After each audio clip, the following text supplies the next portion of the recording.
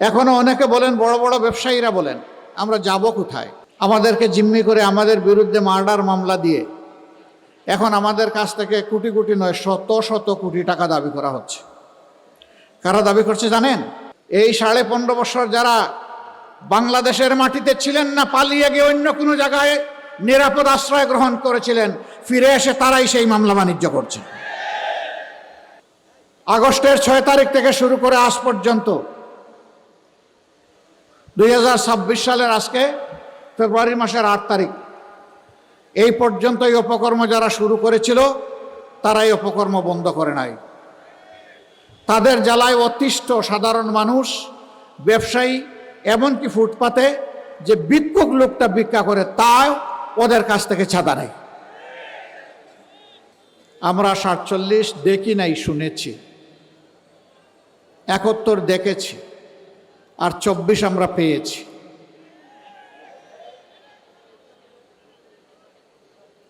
'47 যে আকাঙ্ক্ষা ছিল, 71-এ হুবহু তাই ছিল, 24-এ সেই আকাঙ্ক্ষার বাস্তবায়নের বিস্ফোরণ ঘটেছিল। 47-এর পরে 23 বছর জাতির আকাঙ্ক্ষা পূরণ হয়নি, 71 পরে 52 বছর সেই আকাঙ্ক্ষা পূরণ হয়নি, এখন 54 অতিক্রম হয়ে গেছে। 24-এ আমাদের যুব সমাজ, ছাত্রছাত্রীরা বিশাল কোনো দাবি নিয়ে রাস্তায় নামেনি।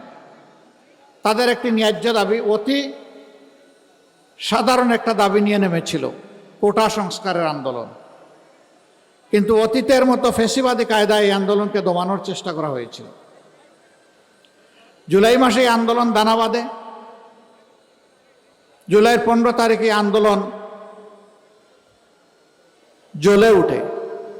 আপনাদের স্মরণ থাকার কথা, 15 তারিখ রাতে ঢাকা বিশ্ববিদ্যালয়ে আমাদের কলিজার টুকরা মেয়েদের উপর যখন হাতুড়ি বাহিনী আঘাত করেছিল, সারা বাংলাদেশ একসাথে জ্বলে উঠেছিল।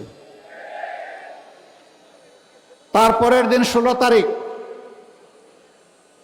উত্তরবঙ্গের এক সিংহ পুরুষ, আমাদের গর্ব অহংকার, বেগম রোকেয়া বিশ্ববিদ্যালয়ের মেধাবী ছাত্র আবু সাইদ রাস্তায় নেমে বলেছিল, হয় আমার অধিকার দে, না হয় আমাকে একটা গুলি দে।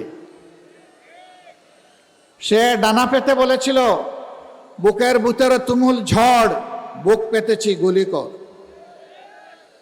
রাস্তা ছাড়ে নাই, বীরের মতো দাঁড়িয়েছিল। 1, 2, 3 পরপর 3টি গুলি করে তাকে খুন করা হয়েছে। কিন্তু আল্লাহর কসম, একটা গুলিও সে পিঠে নেয় নাই, 3টা গুলি সে বুকে নিয়েছে। এটি বীরের পরিচয়। আমরা তার প্রতি গভীর শ্রদ্ধা নিবেদন করি।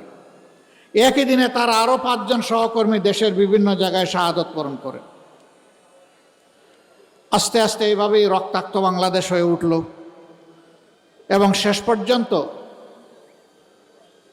36 জুলাই যেটাকে আমরা বলছি, অর্থাৎ 5ই আগস্ট, এই জাতি আওয়ামী জাহিলিয়াত থেকে মুক্তি পেল। আফসোস, আমরা যারা 15.5 বছর আওয়ামী জাহিলিয়াতের জাতাকলে পিষ্ট ছিলাম, বিভিন্ন রাজনৈতিক দল, আলিম ওলামা, সাংবাদিক বন্ধুগণ, সুশীল সমাজের সদস্য, কৃষক, শ্রমিক, মোটে মাঝি, যারাই ছিলাম, এর মধ্যে একটা অংশ এই মজলুম অবস্থার পরিবর্তন করে রাতারাতি তারা জালিমের ভূমিকায় অবতীর্ণ হয়ে গেল। যে সমস্ত অপকর্ম করে আওয়ামী লীগ দীর্ঘ সময় জাতিকে কষ্ট দিয়েছে, একই অপকর্ম এই লোকগুলা 6 তারিখ সকাল থেকে শুরু করে দিল। আমরা বিনয়ের সাথে তাদেরকে অনুরোধ করলাম যে মজলুম ছিলেন, জালিম হবেন না। মজলুমের কষ্ট তো বুঝার কথা, তাই এখন মানুষকে কষ্ট দিচ্ছেন কেন? কিন্তু না, আমরা লক্ষ্য করলাম বেপরোয়া গতিতে চাঁদাবাজি, দখলবাজি, মামলাবাজি শুরু হয়ে গেল। এখনো অনেকে বলেন, বড় বড় ব্যবসায়ীরা বলেন, আমরা যাব কোথায়? আমাদেরকে জিম্মি করে আমাদের বিরুদ্ধে মার্ডার মামলা দিয়ে এখন আমাদের কাছ থেকে কোটি কোটি নয়, শত শত কোটি টাকা দাবি করা হচ্ছে। কারা দাবি করছে জানেন? এই 15.5 বছর যারা বাংলাদেশের মাটিতে ছিলেন না, পালিয়ে গিয়ে অন্য কোনো জায়গায় নিরাপদ আশ্রয় গ্রহণ করেছিলেন, ফিরে এসে তারাই সেই মামলা বাণিজ্য করছে।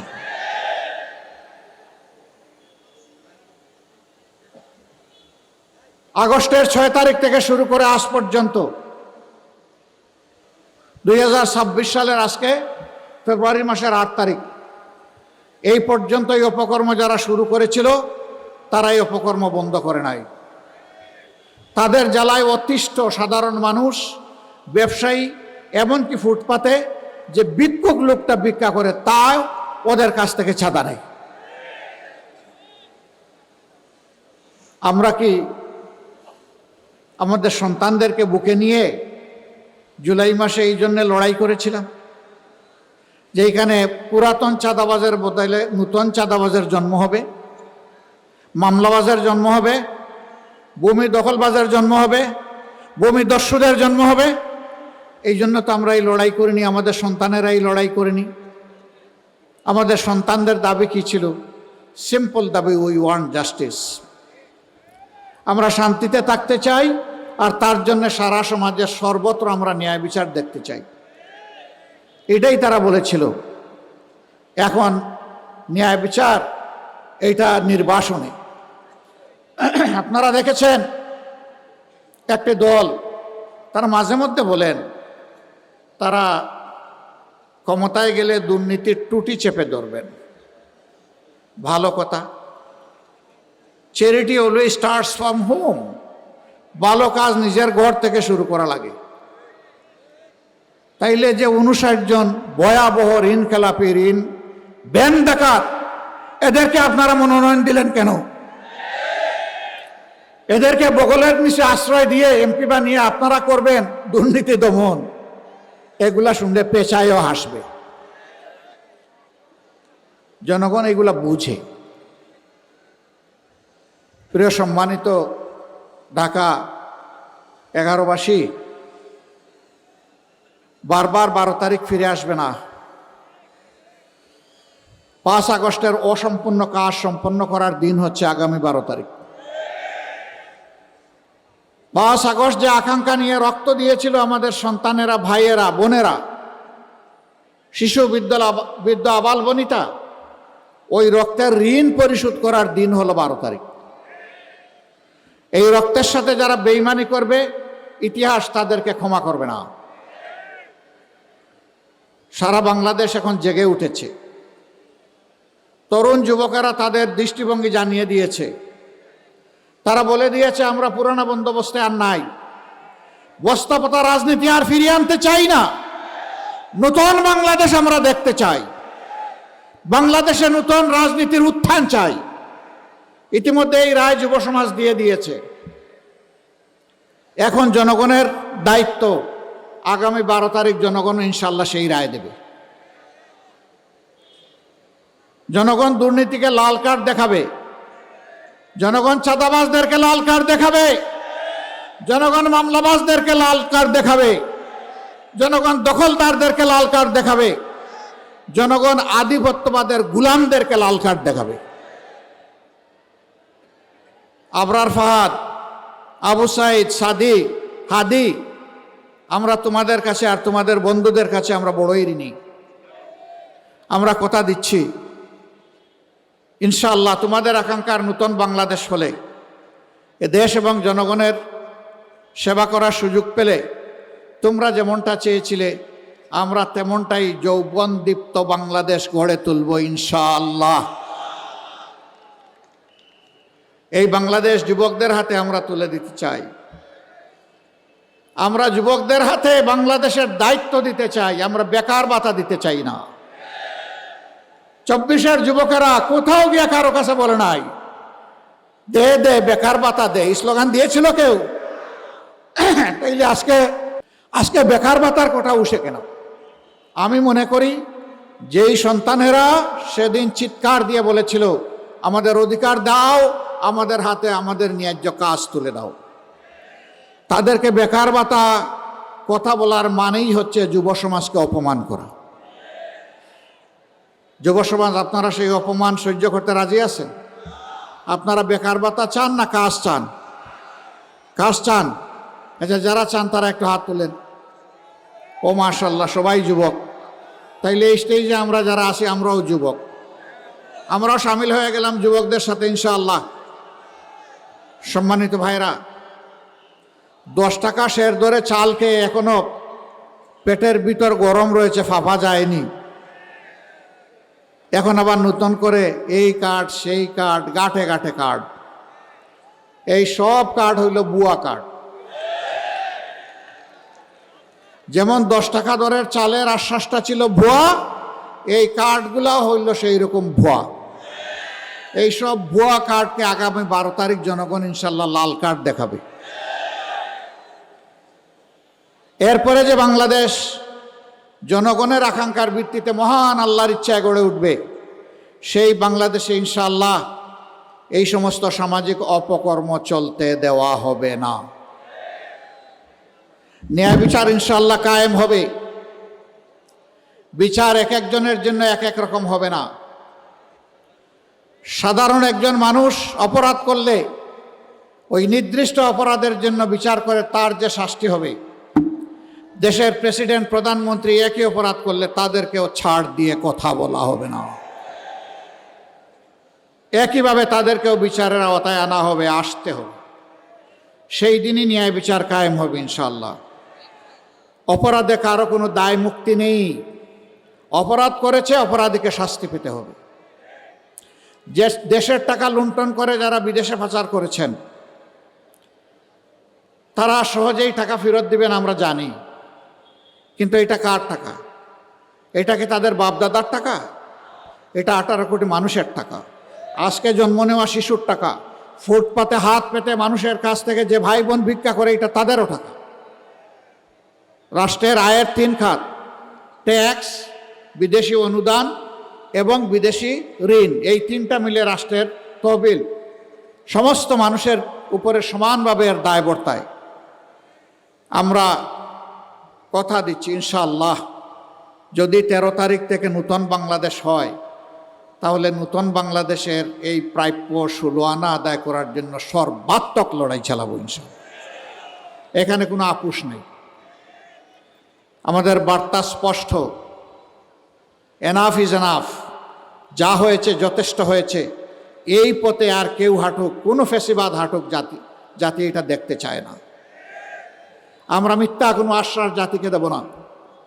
কিন্তু একটা কথা আল্লাহ তাআলাকে সাক্ষী রেখে বলবো, বাংলাদেশের মানুষের জীবন, সম্পদ এবং ইজ্জত, এই 3টার হব ইনশাআল্লাহ আমরা পাহারাদার। এদেশের মালিক হব না, জনগণের সেবক হব। আর প্রতি বৎসর জনপ্রতিনিধিরা তাদের পারিবারিক সদস্যদের সহ জাতির সামনে তাদের সম্পদ বিবরণী পেশ করতে বাধ্য হবে। আমরা দেখি কার শ্বশুর বাড়িতে সম্পদ ফলে, সোনা ফলে, একটু দেখতে চাই। 15.5 বছর ভিক্ষুকের ঝুলি গলায় নিয়ে অনেকের যাত্রা শুরু করেছিল রাজনীতিতে। পরে তারা হয়েছে হাজার হাজার কোটি টাকার মালিক, এবং নিজের বাপের বাড়ি যতটা ধনী শ্বশুর বাড়িতে বানাইছে তার চেয়ে বেশি ধনী। ওই চুরির টাকা কোথায় রাখবে? জনগণের চুরির টাকা নিয়ে ওখানে রেখেছে। আমরা ওই নূতন শ্বশুর বাড়ি আর তৈরি করব না ইনশাআল্লাহ। শ্বশুর বাড়ি থেকে যৌতুক নেওয়া যেমন হারাম, জনগণের লুণ্ঠিত টাকা ওদের কাছে রাখাও তার চেয়েতে ভয়াবহ হারাম। এই 2টার ইনশাআল্লাহ অবসান হবে।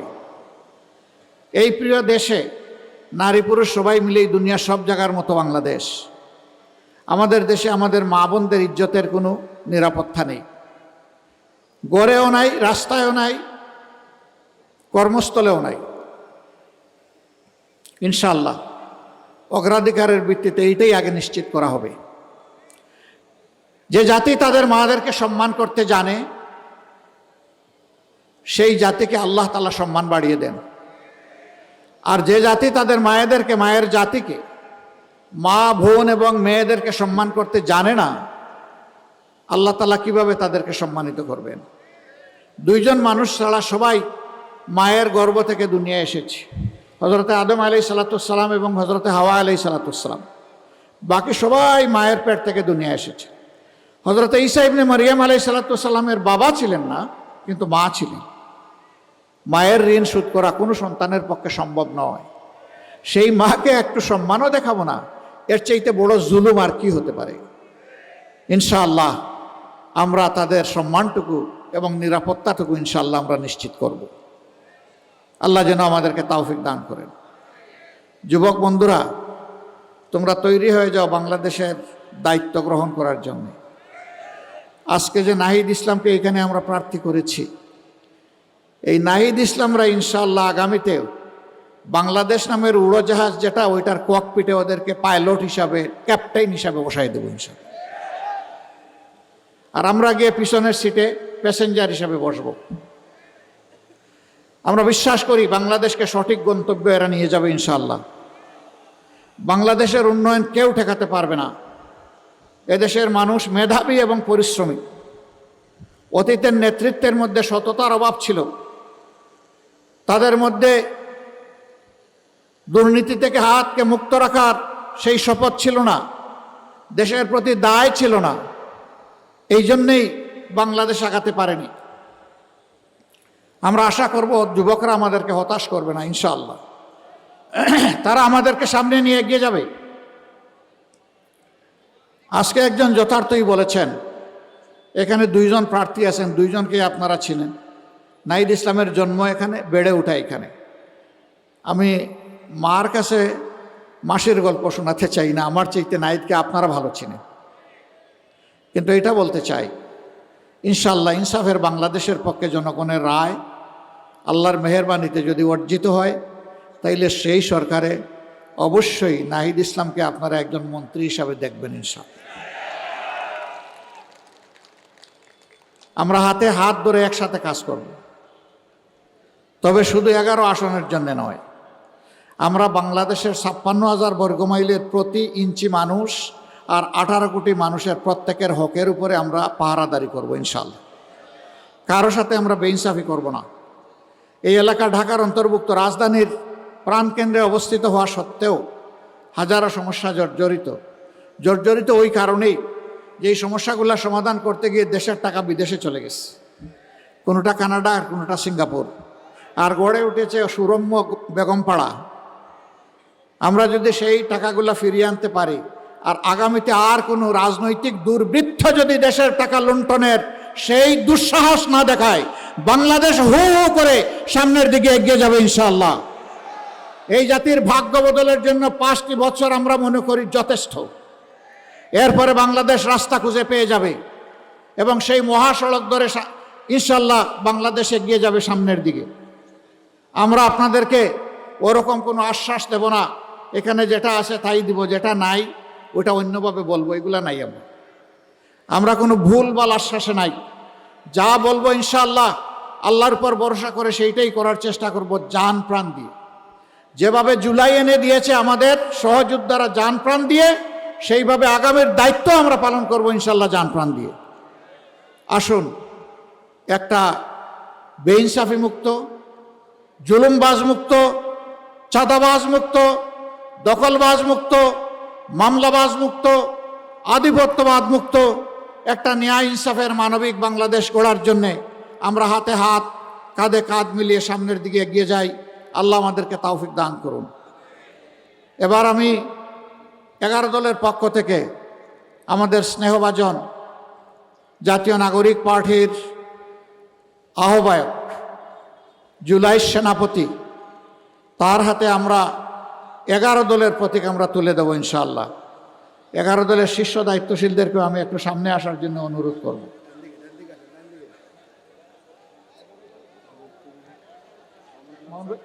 মোহন ভাই চলে গেছে?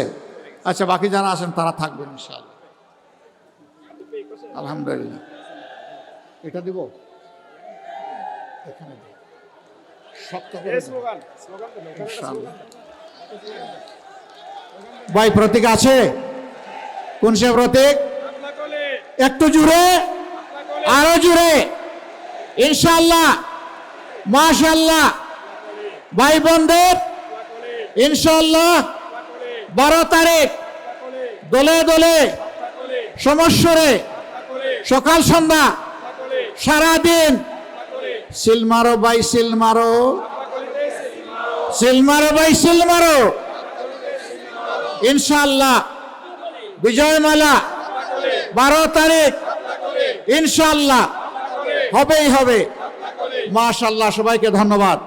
এখন থেকে ঘরে ঘরে শাপলা কলি, ইনশাআল্লাহ কলি কলি থাকবে না, 13 তারিখ শাপলা হয়ে ফুটবে ইনশাআল্লাহ। এবং শাপলা সবাইকে বুকে ধারণ করে সামনে এগিয়ে যাবে। আমি এখানে জামাতে ইসলামী সহ সকল দলের 11 দলের যারা আছেন তাদের সকলকে বলবো, আমাদের কাছে একটা ভোট বড়ই দামি, একটা সিট বড়ই দামি। আমাদের প্রত্যেকের একটা ভোট দরকার এবং এখানকার একটা সিটও দরকার। এই ভোটগুলোকে শাপলার বাক্সে ঢুকানো পর্যন্ত এখন থেকে পাহারাদারি করবেন ইনশাআল্লাহ। কাউকে ছেড়ে দিবেন না। কোনো দুর্বৃত্ত যাতে আপনাদের ভোটকে এদিক সেদিক করার দুঃসাহস না দেখায়। আপনারা জুলাইয়ে যেমন পাহারাদারি করেছেন বীরের মতো, এখন জুলাইকে সফল করার জন্য 12 তারিখ পাহারাদারি করবেন একইভাবে ইনশাআল্লাহ। বোনেরা এখানে কষ্ট করে এসেছেন, মায়েরা এসেছেন, মেয়েরা এসেছেন, সবাইকে আমরা কৃতজ্ঞতা জানাই। দোয়া করবেন আল্লাহ তাআলার মেহেরবানিতে বাংলাদেশ যেন জুলুমবাজ মুক্ত হয় এবং নতুন কোনো জুলুমবাজ যেন এই জাতির গাড়ে চেপে না বসে। আমরা চোখের পানি দিয়ে আল্লাহর দরবারে আমরা সাহায্য চাইব। আল্লাহর সাহায্যই আমাদের জন্য বড়। নাসরুম মিনাল্লাহি ওয়া ফাতহুন কারীব ওয়াবাশশিরিল মুমিনিন। লিল্লাহি তাকবীর, আল্লাহু আকবার, লিল্লাহি তাকবীর, আল্লাহু আকবার। ইনকিলাব, ইনকিলাব, জিন্দাবাদ, জিন্দাবাদ, জিন্দাবাদ, জিন্দাবাদ। ইনকিলাব, ইনকিলাব, ইনকিলাব, জিন্দাবাদ, ইনকিলাব, জিন্দাবাদ। আসসালামু আলাইকুম ওয়া রাহমাতুল্লাহ।